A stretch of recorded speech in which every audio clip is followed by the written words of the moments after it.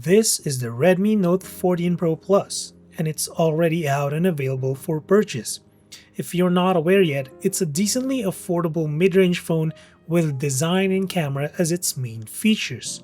For a starting price of 22,999 pesos in the Philippines, how much camera are you actually getting? Is it enough to give you great photos whenever you need them, or are you better looking elsewhere?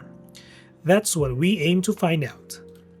I've been using the Redmi Note 14 Pro Plus for more than a month now, and it's been my main point-and-shoot camera. 600 photos later, I have a lot to say about its camera, from the quality to quirks and the best scenario to get the best quality as much as possible. For starters, the model we have here is a global variant with a 200 megapixel sensor. It's not the dual 50 megapixel that India gets, unfortunately, but hey, 200 megapixel is still 200 megapixel. Xiaomi did not mention exactly where the 200 megapixel came from, but spec-wise, it features a 1.6 aperture with OIS. With that high megapixel count, you expect photos to look sharp. And yes, the photos you get with this phone are sharp, especially in good lighting conditions. If you can nail the lighting of a subject or an area, you can get near perfect exposed shots. That is when you get balanced colors and lighting in the darkest and brightest parts of an image. Getting the proper exposure is the main problem with less expensive phones, and the Redmi Note 14 Pro Plus, even at its price point, is also not safe from it. This is most noticeable when zooming in. One of the reasons why a 200 megapixel is so useful is because of the ability to zoom in without losing too much quality. Unfortunately, getting the right exposure when zoomed in is not easy. It's going to take several takes before you get the right shot. But when you do, the photos look very detailed in 2x digital zoom. The camera app has the option to even crop in at 4x, while Xiaomi claims optical grade in-sensor zoom at 4x, the quality says otherwise. There are times when 4x would look decent, but more often than not, it would look smudgy. This is where you see that watercolor effect.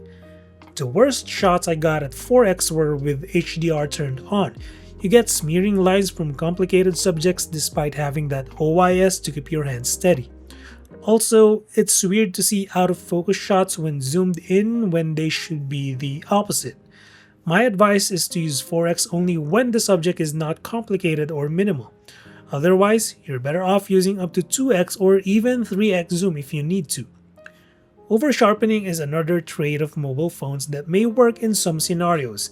In a setting where there's a lot of foliage involved, you will notice an aggressive sharpening effect. Sometimes they tend to look over-sharpened, especially when HDR kicks in. If you're not fond of over-sharpened looks, one way to mitigate this is by shooting in either RAW mode or a full 200 megapixel photo. With 200 megapixel, the amount of detail you get is undeniably impressive. However, there's a tendency for the photo to look noisy, but this is something you will only notice if you zoom in. I'm not a fan of the HDR process on the Redmi Note 14 Pro Plus, at least for the most part. Another quirk I noticed is that you lose contrast and saturation in colors in HDR. When you take an HDR photo, you need to wait a few seconds before you can preview it.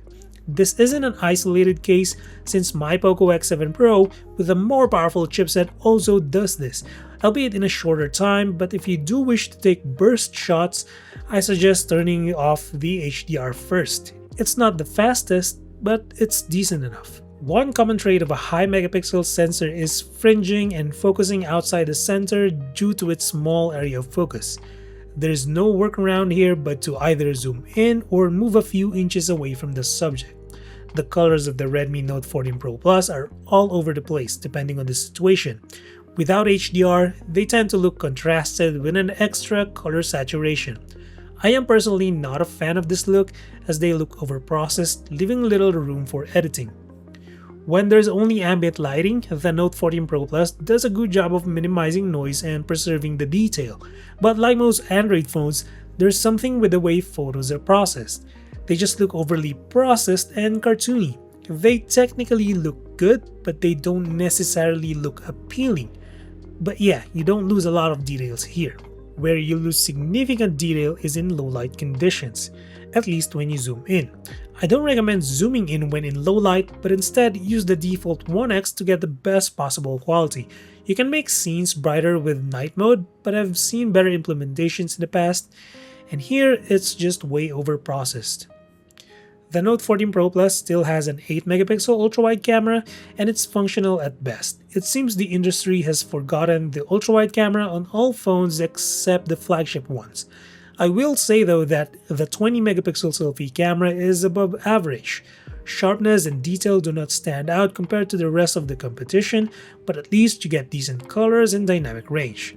I'm still not comfortable taking selfies, but I aim to be better as we release more camera reviews like this.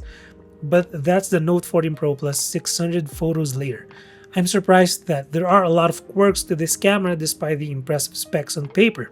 For a device at this price point that focuses on a camera, I have mixed feelings about the quality. Smartphones should be reliable point-and-shoot cameras, and with the Note 14 Pro Plus, it's a bit hard to recommend unless you're willing to learn how to adapt to its traits. But that's it for this one. Drop a sub or like if you feel like supporting the channel, and as always, until the next one, stay safe.